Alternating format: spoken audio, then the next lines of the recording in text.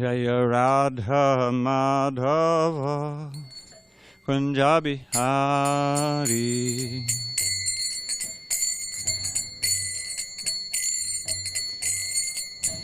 Jaya Radha Madhava Kunja Bihari.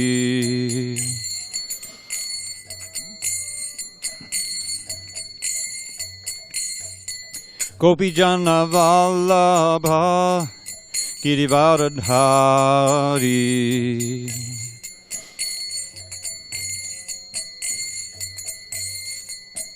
Jai Gopi Jana Vallabha Girivardhari.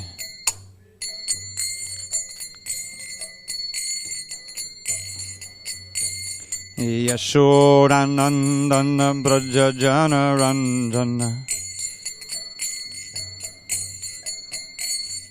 Yashodanandana Braja Jana Ranjana.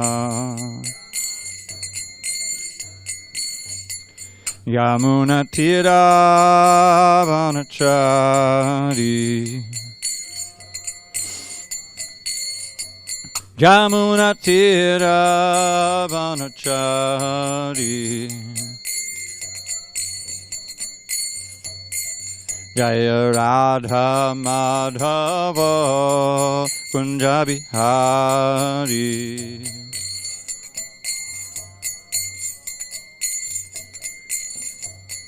Jaya Radha Madhava Kunja Bihari.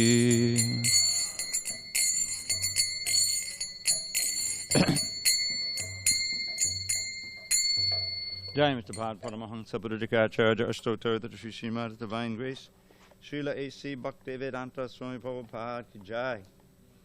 ISKCON BBT Founder Acharya Srila Prabhupada Ki Jai. Jai Om Vishnu Bhad Paramahansa Buddhikacharya Ashtotar that Sri Srimad Divine Grace Srila Bhakti Siddhanta Saraswati Thakur Ki Jai.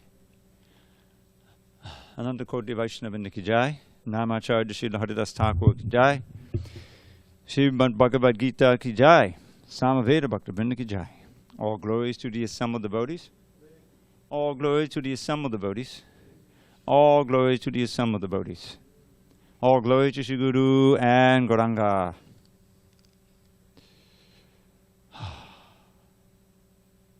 Thank you all for coming. Hare Krishna. So, I believe we're on text 9. Is it not? Can you check? Prakash, you know. I'm pretty sure. Yes, Prabhu, it is text 9. Okay, thanks. 465. Om Namo Bhagavate Vasudevaya. Om Namo Bhagavate Vasudevaya. Om Namo Bhagavate Vasudevaya.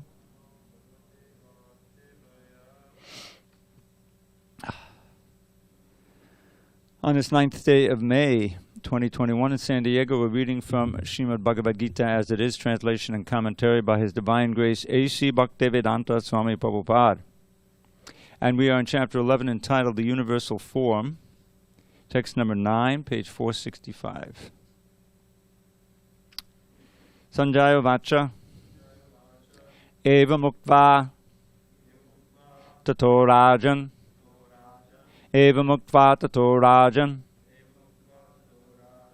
Maha Yogeshwaro Harihi Maha Yogeshwaro Harihi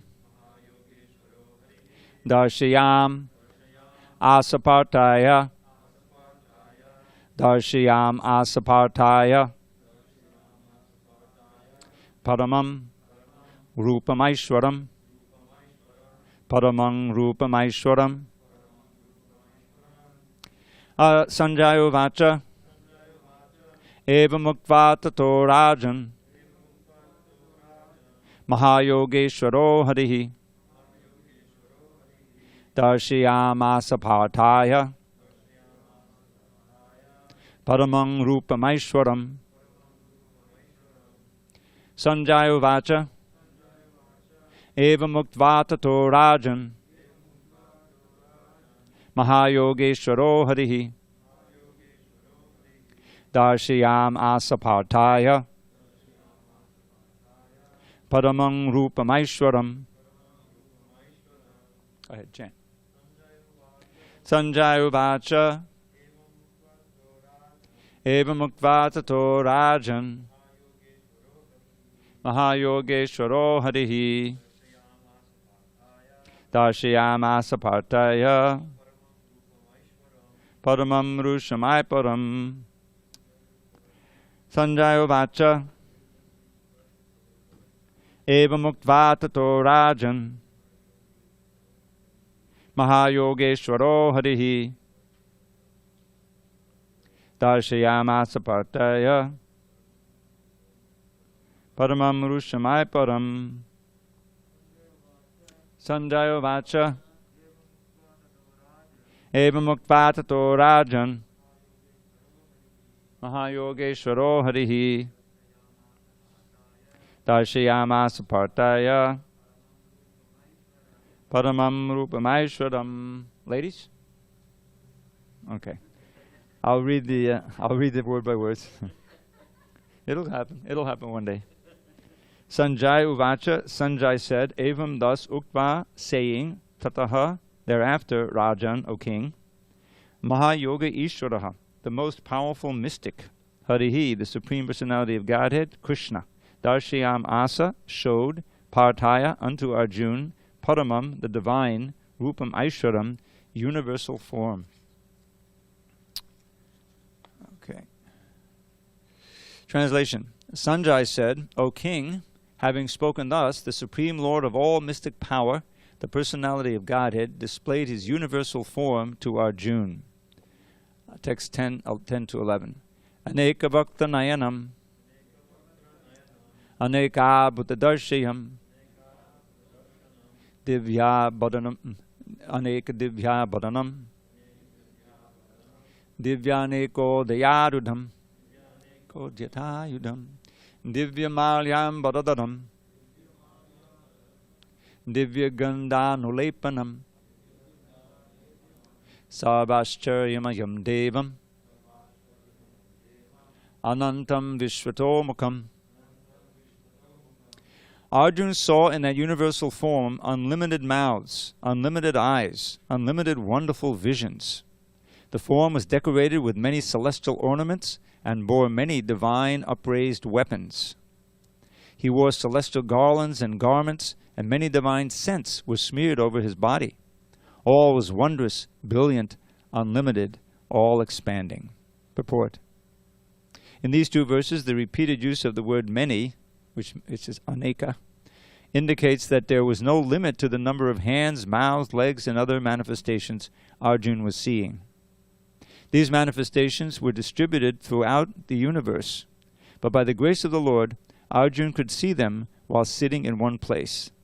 That was due to the inconceivable potency of Krishna. Om Jnana Timirandasya Jnanandana Shalakaya Chakshu Unmidatam Mena Tasmai Shri Gurave Namaha. I was born in the darkest of ignorance, but my spiritual master Srila Prabhupada opened my eyes with the torchlight of knowledge. I offer my humble obeisance unto him and all members of Sri Parampara. So, this chapter is often thought to be the climax of the Bhagavad Gita. But actually, as we read already in several of the purports, the devotees are not really much concerned with this universal form. You can see that Arjuna asked to see it, and now he's been given the divine eyes to be able to see it. And we can see as best we can through the words of the Bhagavad Gita. And suddenly the whole relationship has changed. Arjuna first started out with Krishna as a friend, right? He's arguing with him in chapter 1, which is his natural relationship. Arjuna is an eternal friend of Krishna. He's in a Sakya Ras. But Arjuna was in a dilemma here, because he's confronted with this battle. It's a major war, which is for the rule of the earth. And what weighs in the balance is virtue or evil. Let's put it that way. Good and evil. And so clearly it's a serious business. And yet, because he's a devotee, because even though he's a very, magnificent warrior and has killed many enemies already, but he sees his friends on the other side. He sees his cousin brothers. The relationship in Vedic culture between cousins is often like a brother, because just try to understand that people grow up in these big extended families, with so many uncles and aunts and nephews around, and the cousin brothers on the same age, they dealt with each other just as if they were brothers. And so even we find that the word sister is there describing Kamsa and Devaki. I'm just dealing with the same kind of relationship. It's right there in the Sanskrit. I looked it up, svastra. But they're not brother and sister as we normally understand. They're cousins. Kamsa's father is Ugrasen. And Devaki's father is Devaka. Devaka and Ugrasen were brothers. So they're clearly cousins. And yet they're constantly, referred to Kamsa was about to kill his sister like that. So here, Arjun, back to the Battle of Kurukshetra, Arjun sees all of these other Kurus. The Pandavas were also part of the Kuru dynasty. They all had shared various forebears and like that. So Arjun says, if you recall at the beginning of chapter 2, how he doesn't see how he can fight this battle because he can't think of even living without Dashtarashtrans. The Dashtarashtra are the sons of Dhritarashtra. There's 100 of them. And these are the sons who, with the tacit, agreement of the father, Dhritarashtra, and led by the wicked Duryodhana, had plotted in various ways to kill the Pandavas. There's this one incident, many of you know, some of you may not, of the House of Lac. We didn't know just what lac was, and so the first editing had lacquer. But lacquer is like liquid you use in, paint. It's lac, which is something that's gotten from insects or something. It's very flammable. It's hard resin. And they made the walls out of this lac. In other words, you put a match to it and the thing blows up in flame. That was the whole idea. So by the grace of Vidura, their wonderful uncle, who was, very, very great devotee, he was always watching out for them. And so he couldn't tell them outright because he was living under the care of Dhritarashtra and Duryodhana. He was living in the palace. But he gave them various hints so that they figured out, oh my God, this is a dangerous house we're living in. And so they escaped. I don't know who remembers or knows how they escaped. Prabhupada said they dug a subway, a tunnel. They were able to dig a tunnel out from there, and then, they found out when it was going to happen. Then they got out, and it just so happened that a mother had arrived with her 5 sons. Kunti was with them, and she was burned. They were burned, and they thought, oh, the Pandavas are dead now. And that's why it was announced that they were killed, if you read the Krishna book. And even Krishna went and was mourning. He knew the truth, but he was just playing the part with it. And so they're wandering in the forest, They have no army. They have no, it's just the 5 of them. And the mother, Kunti, was with them. Anyways, the whole pastime in the Mahabharata. It's amazing what they went through, So after all of that and other things, they try to kill Bhima, the poison, and so many different ways. And yet Arjun is, soft heart. He's feeling compassion, and he doesn't want to fight. Of course, his teacher is on the other side, his grandfather, like that. So he's conflicted. On the one side, here's Krishna, who he knows wants the battle. He's been, it's for reinstituting his brother, Dharma, personified, Yudhishthira on the throne. But then, he's his friends, and how can I possibly attack Drona, my teacher? He taught him everything he knew about martial arts. And there was Bhishma Dev on the other side, and oh my God. So he's paralyzed. He sits down on the chariot. Instead of standing up, getting his arrows ready, he drops his bow, sits down on the chariot, and he's despondent. You see? So in that state, he surrenders to Krishna as a shishya, as a disciple, meaning that no more argument. I accept what you say. basically. And then the whole teachings of the Gita begins from then. Chapter 2, text 11. So, in the last chapter, you recall, he saw all of he accepted Krishna as the Supreme Personality of Godhead. And then he asked, how can I see you in the world? For us, so we could see, when we see magnificent things, anything powerful, the greatest of every category, and reminded of Krishna, But now suddenly he wants to see this universal form. And we're told in several purports, this is for our benefit. If anyone comes to try to play God and say, I'm God, worship me as God, then we ask, please show the universal form. And of course no one can show it but Krishna. But suddenly, when this form comes up, this whole relationship is changed. This is not the Krishna that I knew. And it gets more and more spectacular and frightening for Arjuna. Until finally, after, near the end of the chapter, he says, all right, enough. Please show me your four-handed form and your two-handed form. So we're seeing the different relationships now. And suddenly, aneka. Aneka means not one. In other words, many. It appears many times here. And Prabhupada emphasizes that. There's no limit to the number of hands, mouth, legs, and other manifestations Arjuna was seeing. Now, one thing Prabhupada would emphasize here is that, as he does in the purports, we don't really want to see the universal form like this. We can take the second canto seriously, and we can see how Krishna is present in the material world as kind of his external body. It's not just the sun and the moon; those are the eyes of God. And the bones there, the Rocky Mountains. That's the bones of the Lord. And these rivers, they're the veins, And in this way, we can sacralize our vision of the whole world.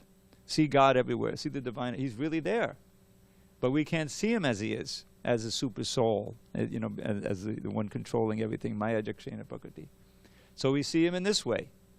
And then we get a taste of that in the 7th chapter. Light of the sun and the moon. I am the light of the sun and the moon. When don't we see the light of the sun and the moon? I am the taste in water. When don't we taste water? So these common experiences can help us to begin to cultivate this transcendental vision, which ultimately we see God everywhere, within and without. So suddenly now he's manifesting. Arjuna has these divine eyes, and the description will go on. And you'll notice that the purports here are going to be pretty short, so we're not going to dwell on them too much. The commentators have not said much, and neither has Prabhupada. All right, let's go on. Continue to describe this magnificent form. Divisuya sahasrasya bhaved yukabaruttita yaribha sadrishi sasyad Basastasya Mahatmanaha. If hundreds of thousands of suns were to rise at once into the sky, their radiance might resemble the effulgence of the Supreme Person in that universal form. Purport. What Arjuna saw was indescribable, yet Sanjaya is trying to give a mental picture of that great revelation to Dhritarashtra. Neither Sanjaya nor Dhritarashtra was present. But Sanjaya, by the grace of Vyas, could see whatever happened. Thus he now compares the situation, as far as it can be understood, to an imaginable phenomenon, that is, thousands of suns. Tatrayakastam jagat kritsnam bhavibhaktam anekadha aparshaddeva devasya shadere pandavastada. At that time, Arjuna could see in the universal form of the Lord the unlimited expansions of the universe, situated in one place, although divided into many, many thousands. Purport. The word tatra there is very significant. It indicates that both Arjuna and Krishna were sitting on the chariot when Arjuna saw the universal form.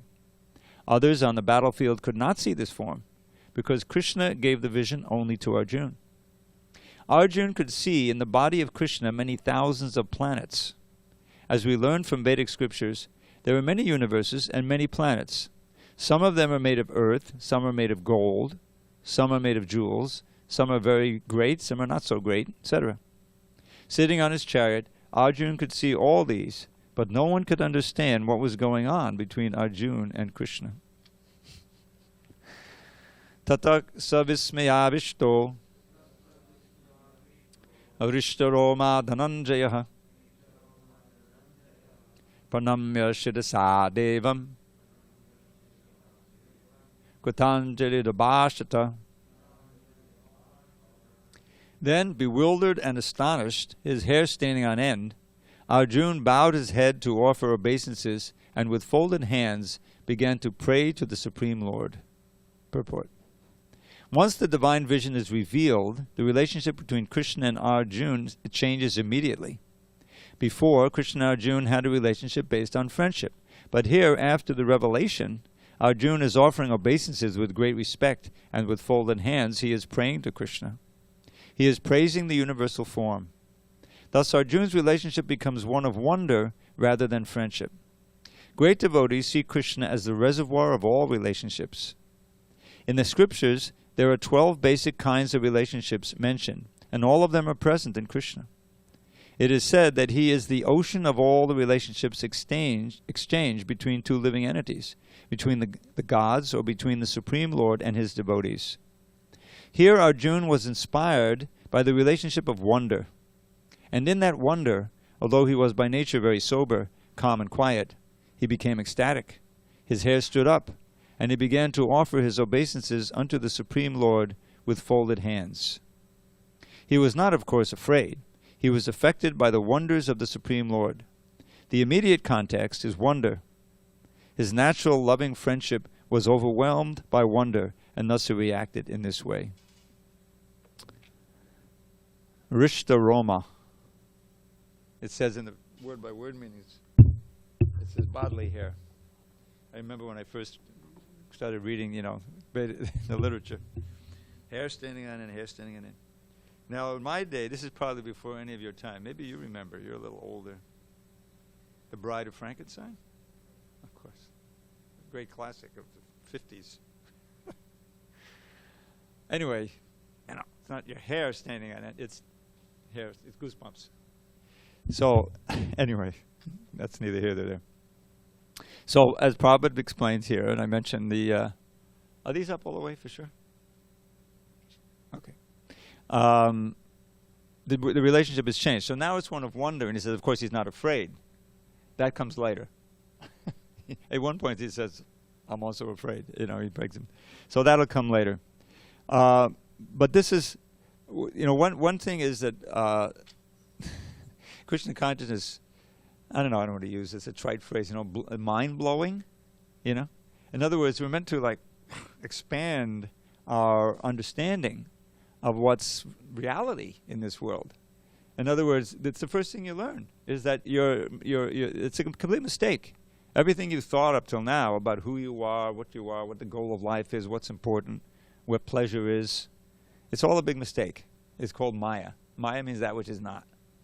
So you have to kind of reorient yourself as to what reality is all about. And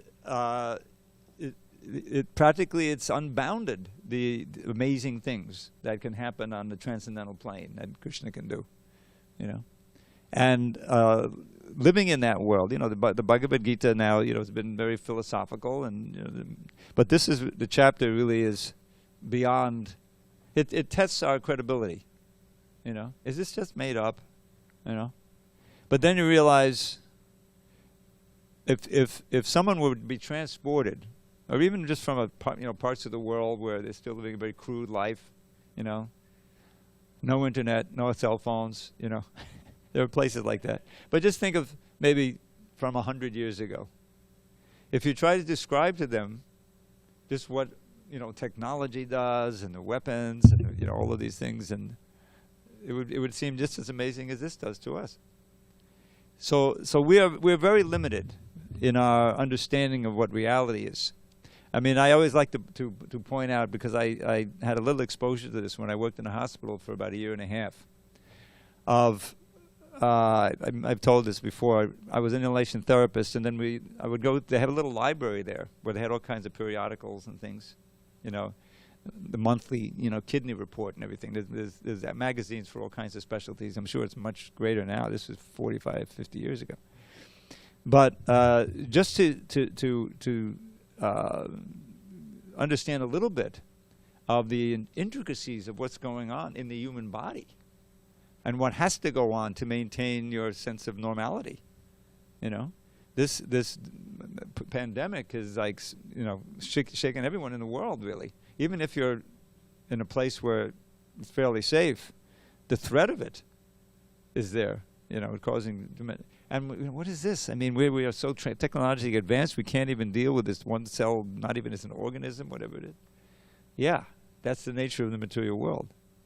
And so, what we don't know, who is it that they tell one scientist, Einstein or Newton or someone, is saying, I'm just standing at the shore of the ocean of knowledge. I haven't really even, you know, just little bits of it. He understood how much he didn't know.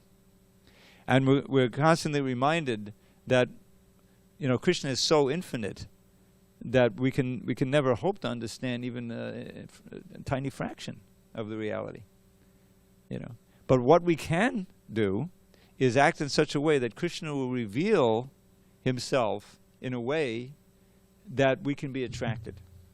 Because this is the real essence of the whole thing, is that we have a relationship with Krishna, which we've forgotten, and it's a relation, one of these rasas, you know, 5 main rasas and 7 subsidiary rasas. The wonder is one of the subsidiary rasas, you know. But Arjuna is in the main, you know, he's in a friendship rasa, which is very prominent and very powerful. And so he's seeing Krishna face to face.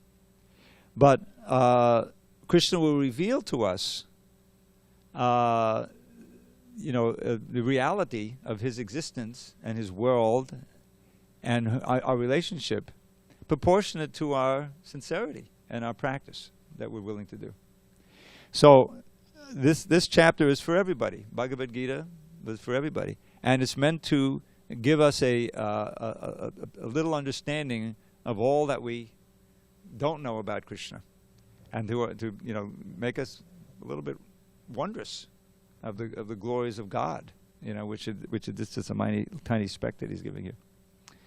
Okay, so now Arjuna will speak, and this is a very climactic part of the Gita right now.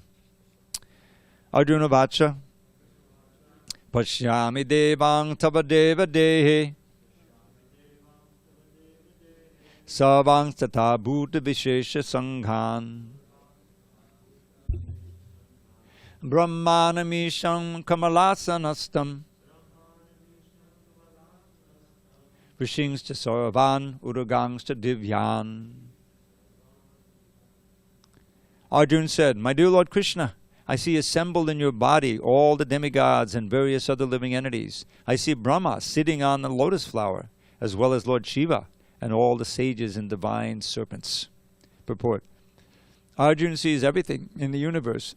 Therefore he sees Brahma, who is the first creature in the universe, and the celestial serpent upon which the Garbhodakashayi Vishnu lies in the lower regions of the universe. This snake bed is called Vasuki.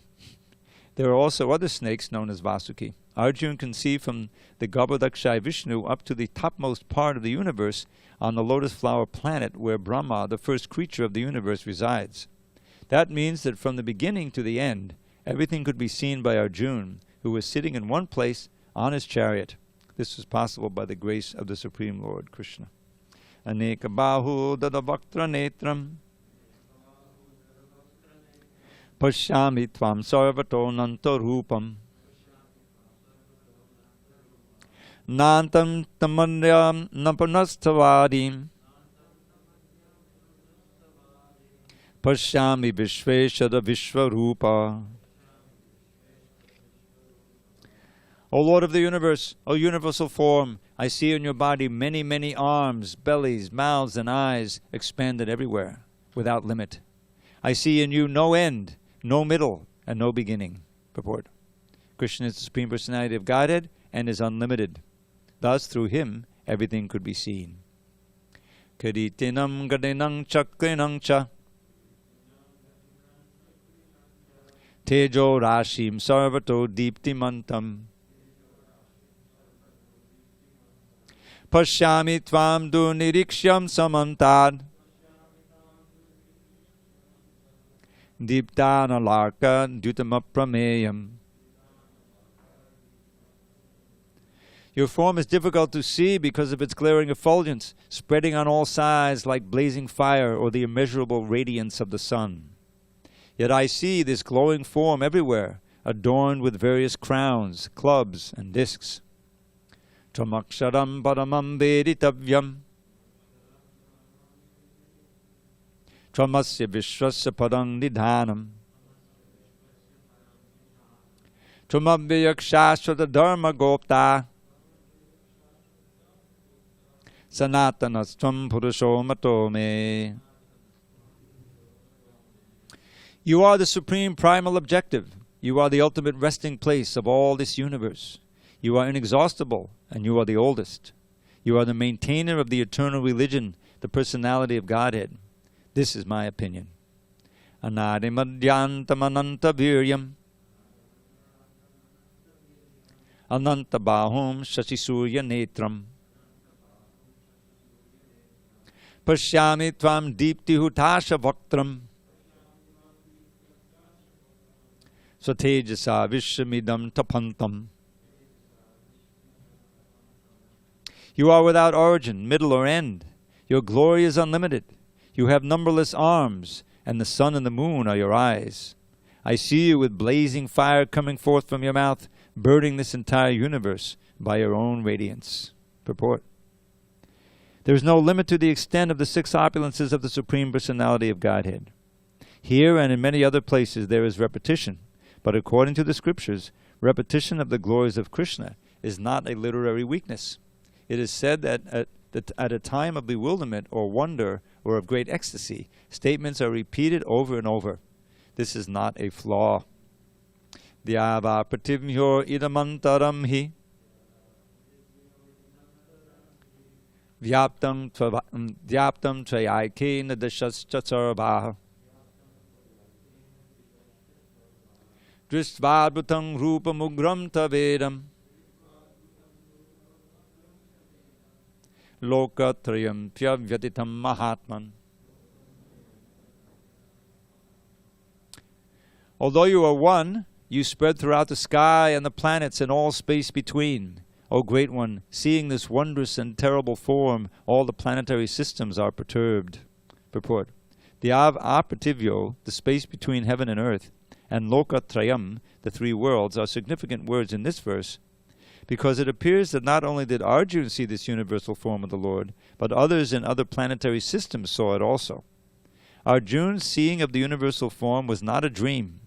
All whom the Lord endowed with divine vision saw that universal form on the battlefield. Amihi tvam surasangha vishanti Kechid bita pranjalayo grananti Swasti tyuktva maharshi siddha sangha Stuvanti tvam stutibi pushkalabihi.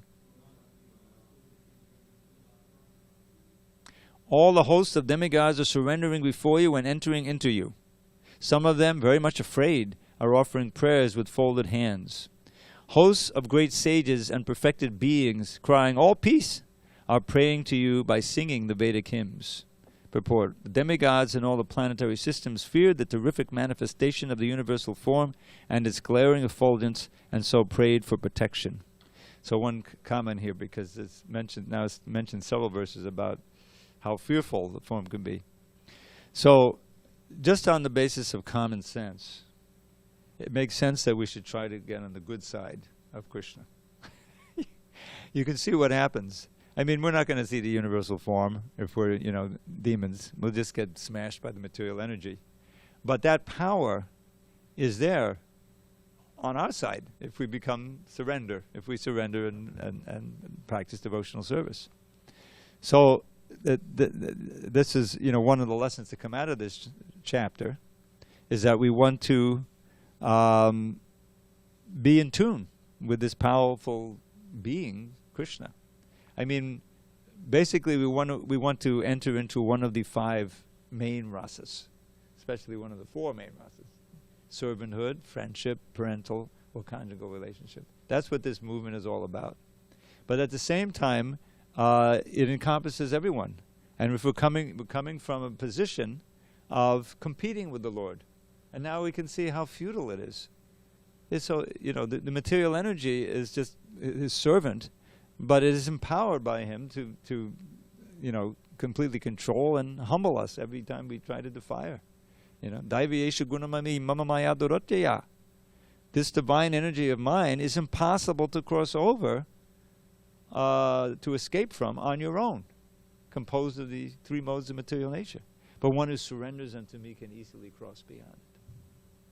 So this is why the powers of the Lord are so vast and strong. And so if we attune ourselves to his will, then we can easily cross beyond it, because he'll empower us to cross, or he'll just withdraw Maya's energy. So that's one of the lessons that come from this chapter. Okay, going on. Rudraditya vasapoye cha sadhya Vishveshvinao marutas choshma pascha Gandhava yaksha sura siddha sangha Vikshante tvam vismitas chaiva sarve. All the various manifestations of Lord Shiva, the Adityas, the Vasus, the Sadhyas, the Vishvedevas, the two Ashvis, the Maruts, the forefathers, the Gandharvas, the Yakshas, the Asuras, and the perfected demigods are beholding you in wonder. Now just one note on this, on the chanting of these mantras. They're a little bit difficult, it's true. If anyone's interested, I have recorded this Bhagavad Gita many years ago. It's about 30 years ago now. Both with just the verses and the translations, as well as verses, translations, purports. If anyone's interested to that, just you have to write me, Dravida108 at Gmail. And I can give you a link, and you can have all these, you can learn how to chant these mantras. Rupam mahate bahuvaktra netram Mahabaho bahu rupadam. I'm sorry, that was wrong. Mahabaho bahu rupadam Bahudadam bahudangsakkararam Dristva loka prabhyatitas tadhaham. Almighty Armed One, all the planets with their demigods are disturbed at seeing your great form, with its many faces, eyes, arms, thighs, legs, and bellies, and your many terrible teeth. And as they're disturbed, so am I. So it's not wonder anymore, now it's going off into fear. Nabaspisham deeptamaneka varnam Vyatananam deepta vishala netram Drishtva tvam priyamhyatitantaratma Dhritim navindami shamam cha Vishnu. O all-pervading Vishnu, seeing you with your many radiant colors touching the sky, your gaping mouths, and your great glowing eyes, my mind is perturbed by fear. I can no longer maintain my steadiness or equilibrium of mind. Dangstra karalani chate mukani Dristvaiva kalananda sannibhani Disho najane nalabecha sharma Prasida devesha dagannivasa. O Lord of Lords, O refuge of the worlds, please be gracious to me. I cannot keep my balance seeing thus your blazing death-like faces and awful teeth. In all directions I am bewildered. Amhi chatvam dhritarashtrasya putra Save saharvavanipala sanghai Bhishmo Drona Sutaputras Tatasau Sahasmadiyar Apiyodha Mukyai Vaktani Te Tvaramana Vishanti Dangsrakaralani Bayanakani Kechid Vilagna Dashanantareshu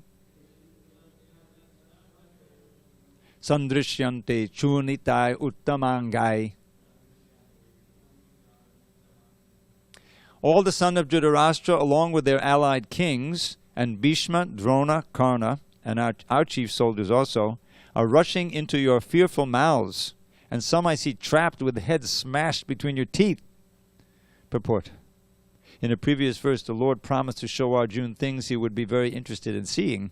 Now Arjuna sees that the leaders of the opposite party, Bhishma, Drona, Karna, and all the sons of Dhritarashtra, and their soldiers, and Arjuna's own soldiers, are all being annihilated. This is an indication that after the death of nearly all the persons assembled at Kurukshetra, Arjuna will emerge victorious. It is also mentioned here that Bhishma, who is supposed to be unconquerable, will also be smashed. So also Karna. Not only will the great warriors of the other party like Bhishma be smashed, but some of the great warriors of Arjuna's side also. So just one note. When we actually read about Bhishma's departure in the Bhagavatam, you see it was glorious. He had the benediction of not having to die unless he wanted to.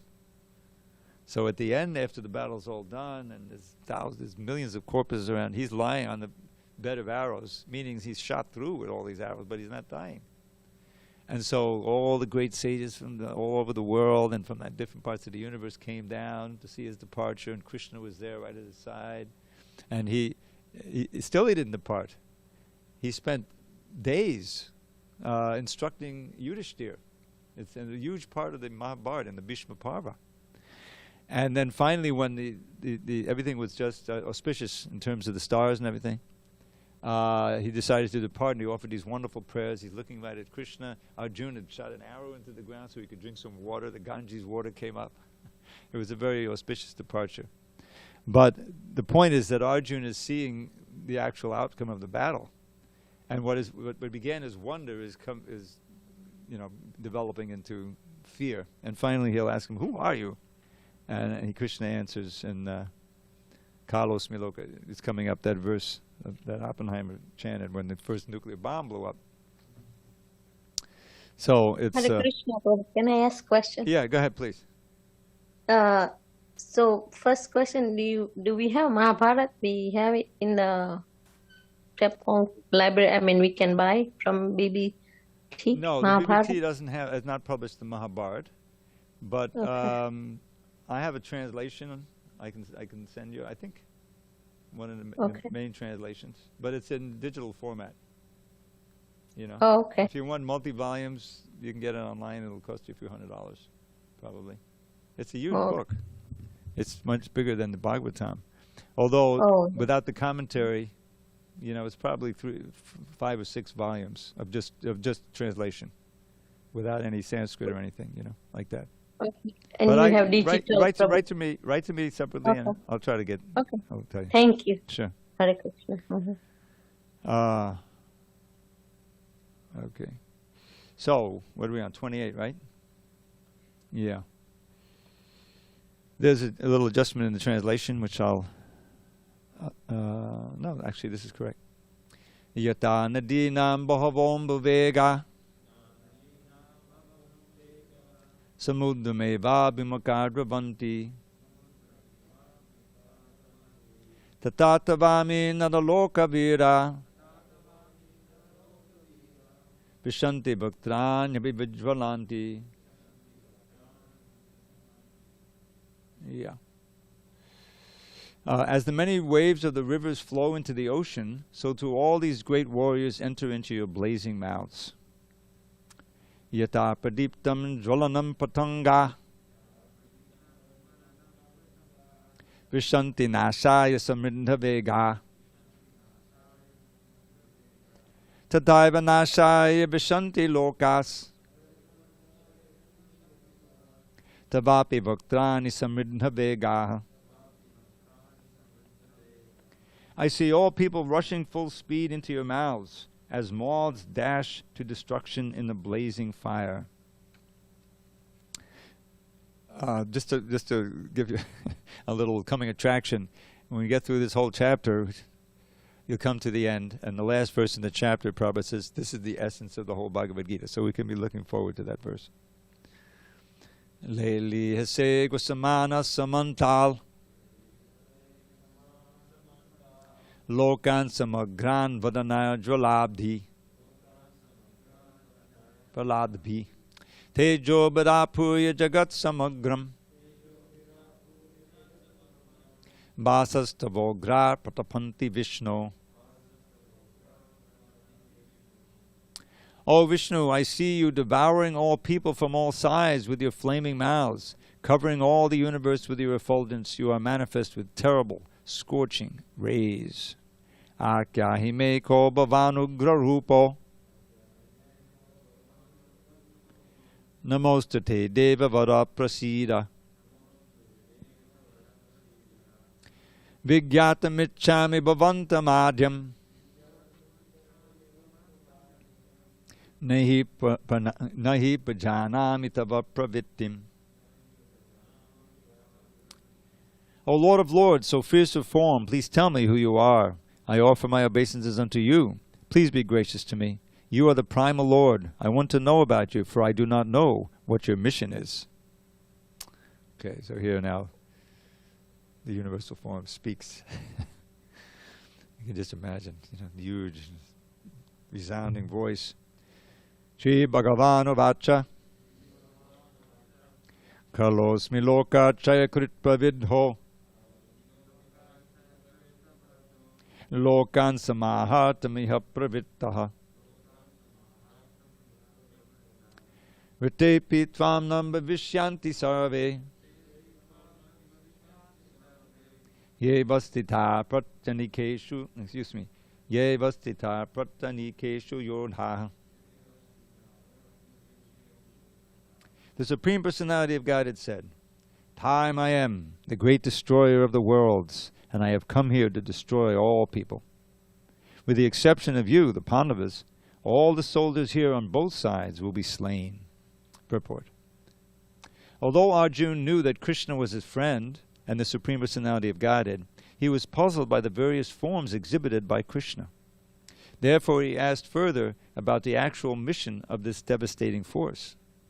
It is written in the Vedas that the Supreme Truth destroys everything, even the Brahmins. As stated in the Katha Upanishad 1.2.25, Yasya Brahma cha chatram cha ube bhavata odanaha mrityu yasyo pasichanam ka ita vedayatra saha. Eventually all the Brahmins, Kshatriyas, and everyone else are devoured like a meal by the Supreme. This form of the Supreme Lord is the all-devouring giant, and here Krishna presents himself in that form of all-devouring time. Except for a few Pandavas, everyone who was present on the battlefield would be devoured by him. Arjuna was not in favor of the fight, and he thought it was better not to fight.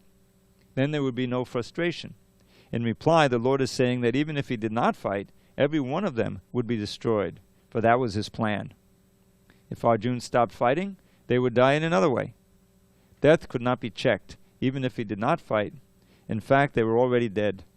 Time is destruction, and all manifestations are to be vanquished by the desire of the Supreme Lord.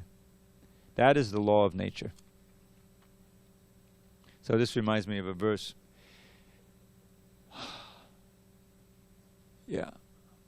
In the 11th canto of the Srimad Bhagavatam, there's another Gita, which Krishna speaks, called the Uddhava Gita. And he deals with many of the same subjects, these eternal subjects, the soul and relationship with the living entity, with God, and so forth. And as Arjuna does here, we're asking questions periodically, so Uddhava also asks questions and encourages Krishna to go on speaking like that. So one of the verses, the prayers I learned, he refers to time, not as universal, all-devouring universal form, but as a huge snake that is threatening, always threatening us and ultimately annihilating us. So he had a beautiful prayer, and in fact, I often think that this prayer could be uttered before we begin our Gita recitation class. It's like that. So he says, Dashtam janam sam patitam bilesmin kalahina chuddasukodutasham Samuddharayanam kripayapavaga vachobirasincha mahanubhava. So here he calls Krishna Mahanubhava, oh greatly powerful one. So he says, my dear Lord, I have been bitten by the snake of time. I've fallen into this material world. There's a bile. Bile is a word that means hole, especially snake hole. It's like a snake hole, which is poisonous. In other words, it's fatal to be in this world.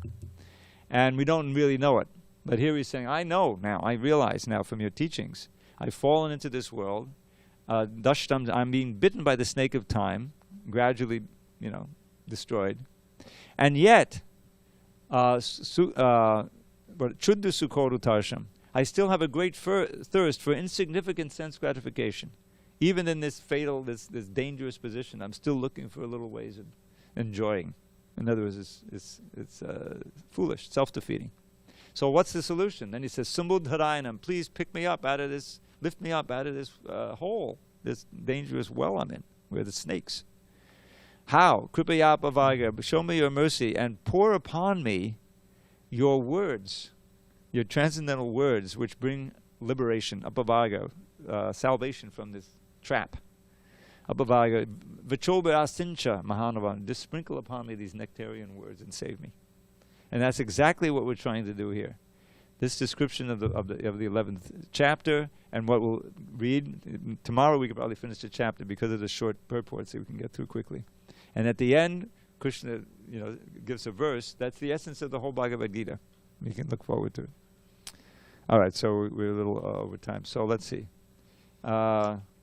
We read the first verse Krishna speaks, so we'll be on 33 tomorrow, page number 480. I should have one sweet verse, because he's supposed to end with something sweet. This has been a little hot chutney we've been reading here. Maduram maduram babadasya vibho maduram maduram vadanam maduram madugandhi madusmitamedadaho maduram maduram maduram maduram. Sweet, sweet is my dear Lord's form. Sweet is still his face so fair. But his honey-scented gentle smile is sweet beyond compare. So that's also Krishna. That's the Krishna we want to try to develop love for. This universal form is meant to keep us, serious. All glory to Srila Prabhupada. Thank you so much, Hare Krishna. Hari Bol Dhanabai.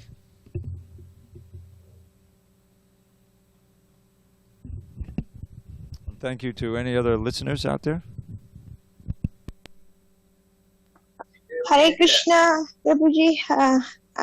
Thank you so much for the wonderful class. Please accept my humble obeisances. I have a question. We don't have. What is? I'm sorry, we don't have time. It's almost time for Aarti. What's the number of the verse? Do you remember the Uddhava Gita verse? The essence of the whole Bhagavad Gita? No, the Uddhava Gita verse. Oh, the Uddhava. No, write to me. Write to me. Dravida 108, sure. Okay? Dravida 108. Sure. Gmail. I'll tell you. Okay, thank you. Hare Krishna.